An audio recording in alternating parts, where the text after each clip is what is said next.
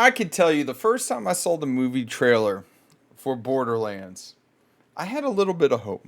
I'm like, Eli Roth is attached to this project. It can't be that bad. Well, guess what happened, you guys? The terrible adaptation for movies struck again. And considering the last couple weeks, we've had some pretty big movies come out. And by pretty big movies, I mean Deadpool and Wolverine. That's about the only big movie that came out. But we have been struck by the video game terrible adaptation once more. So let's get into this article by Forbes and let's see what Forbes has to say about it. All right, let me move my big head over here. It says the Borderlands movie debuts with a 0% on Rotten Tomatoes. I didn't know that was possible, truth be told. See, all right, let's get down into this article. I'm not sure I know of anyone, Borderlands fan or not, who believed in the movie adaptation of this game was going to be good, based on everything from the casting to the trailers. I think the only really good casting choice they made was Jack Black as Claptrap. Roland, aka Kevin Hart, is supposed to be like 6 foot tall.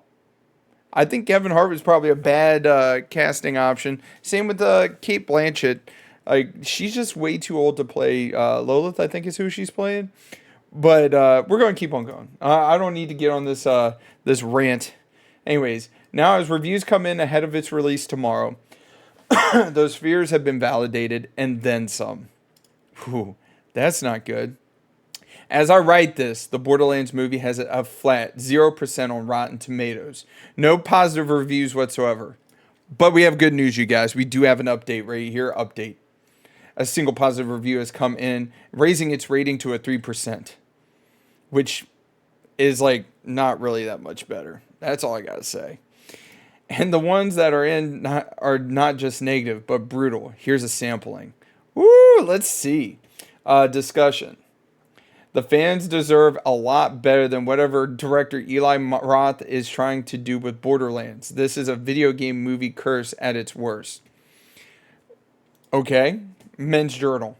If Borderlands doesn't stop studio executives from salivating at the sight of every single IP that comes across their desks, nothing will. Oh, that's pretty brutal. Next one is Next Big Picture. It's impressive how Roth can elicit the poor quality of 2000s video game adaptation energy, yet somehow forget the discernible sense of fun or style that is made with those terrible movie standouts. The next one, IGN. Let me tell you, IGN is notorious. You want to know how they're notorious? They give everything a 7. Whether it's good, whether it's bad, everything is always rated at a 7. And this time, Borderlands did not get a 7, which kind of surprises me. I saw their review and they gave it a 3. That should tell you how bad this movie is. Like I said, it doesn't matter what it is. IGN always gives it a 7. Borderlands is an abysmal waste of a beloved franchise that takes a kooky band of murderous misfits and drains the life out of their first adventure together.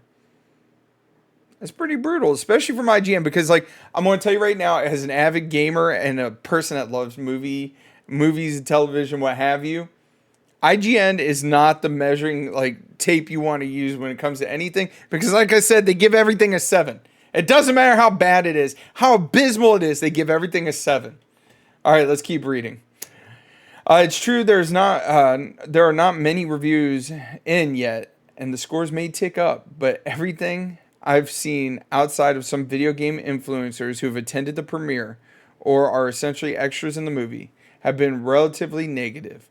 And I would be surprised to find more than a handful of positive reviews that come in when all is said and done, if any.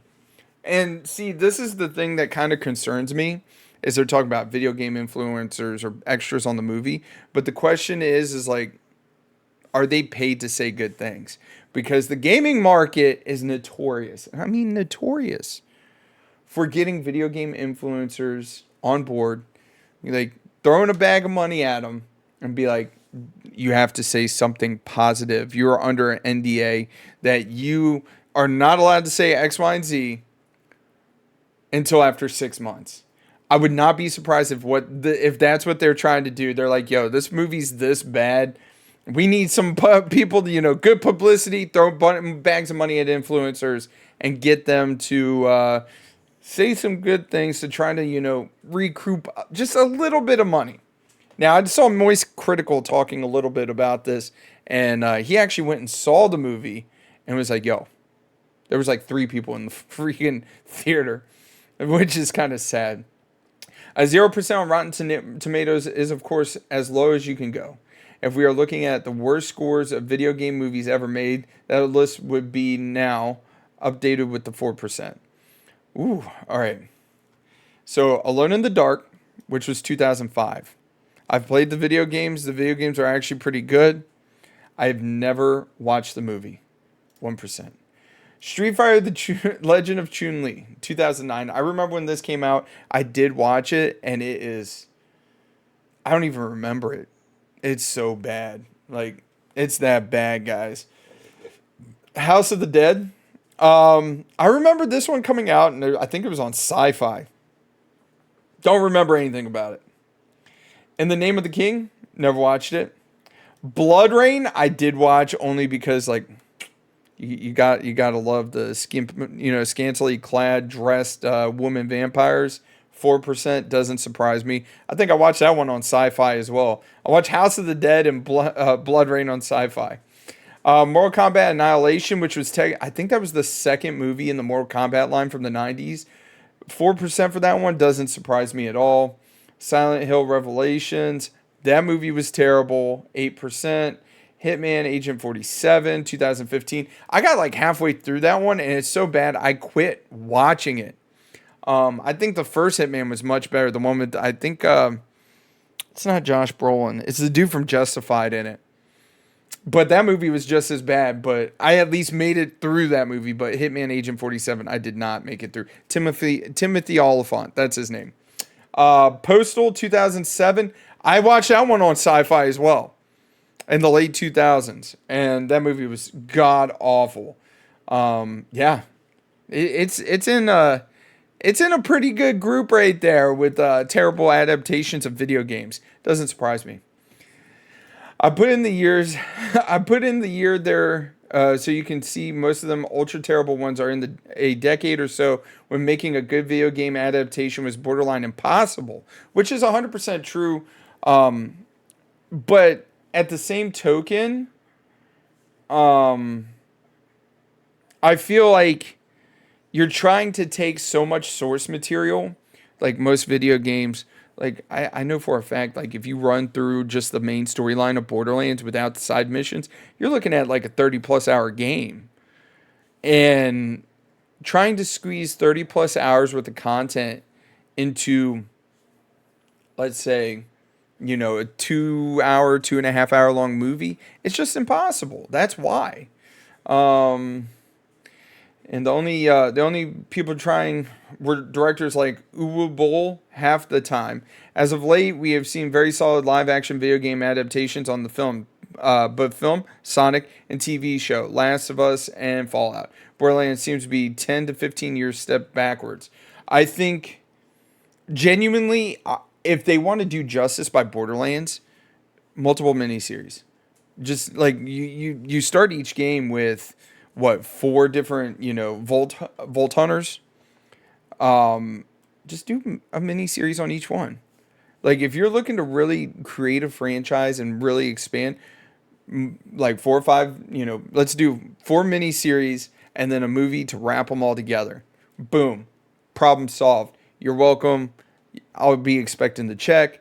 But like I said, it's going to be one of those ones you would have to, like, I mean, a formula would be perfect, just like what they did with the Netflix Marvel series, like Daredevil, Jessica Jones, Iron Fist, where they each had their own series, and it all culminated into the Defenders.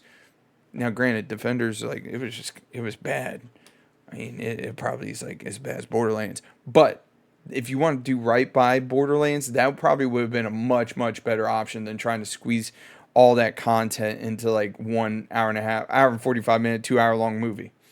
I do expect it to rise above a 0%. There are so many critics on Rotten Tomatoes of questionable quality and taste that probably someone will like it and knock it above some of those. I am one of those critics, so no judgment, but that has not happened this time in the writing. Who saw this coming? Everyone did, and here we are. And I mean, it also didn't help. It was stuck in development hell for the better part of almost a decade. Like, they started really working on this in 2015. We're in 2024, so like 9 years. So yeah, let's go full screen.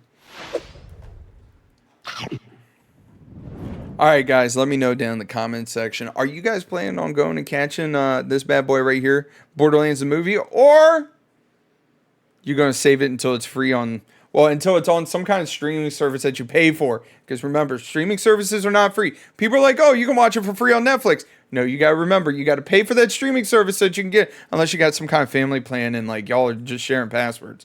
Anyways, you guys, mash that like button, comment down below. How do you feel about Borderlands? I personally love the video game. I'm probably going to wait to see this movie. If it's got a 0%, I am kind of tempted to go watch it. But I did watch a brief overview by Moist Critical, and he said it was bad. Anyways, you guys, don't forget to subscribe, man. We're on our way to 9,000 subscribers. And I can't do this stuff without you guys. You guys are awesome. Keep doing what you're doing. Till next time, I'll catch you later.